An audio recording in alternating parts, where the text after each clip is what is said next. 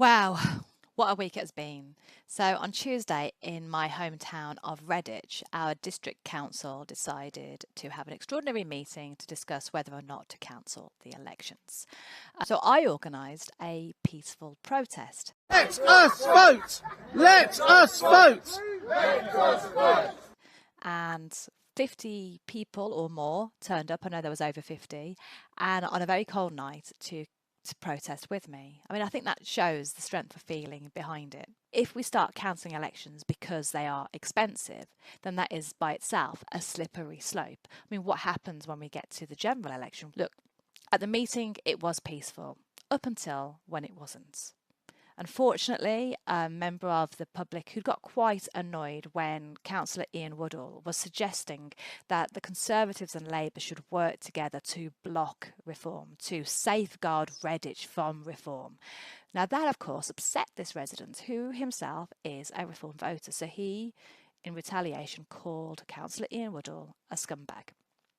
Now, instead of responding like a councillor should to that, this councillor decided to call him Nazi. The speed of which that came out of his mouth means that it was not something he had to think about. It was something that comes out of his mouth quite naturally. I am prepared to support scumbag. Absolute scumbag.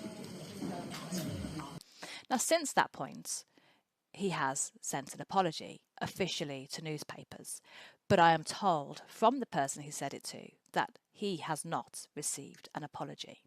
And more to the point, the council leader, Councillor Sharon Harvey, has not withdrawn the whip, and in fact he is still on the executive. He is the portfolio holder for the Labour Party at Redditch Borough Council. So what does this say about how Labour view you and I? That they think it is absolutely acceptable to call somebody Nazi. But what made me proud on Tuesday night was that it wasn't just me. It was the Conservatives, it was Reform, it was the Greens. We all stood together in unison against this. So this was not about party politics. It wasn't about left or right.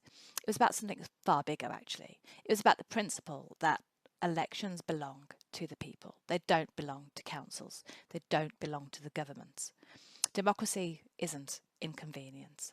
I would like to thank every single person who came along, who shouted, who screamed along with me, let us vote. Of course, the vote did not go our way, but it did show that there are people out there willing to speak up and be heard when it matters.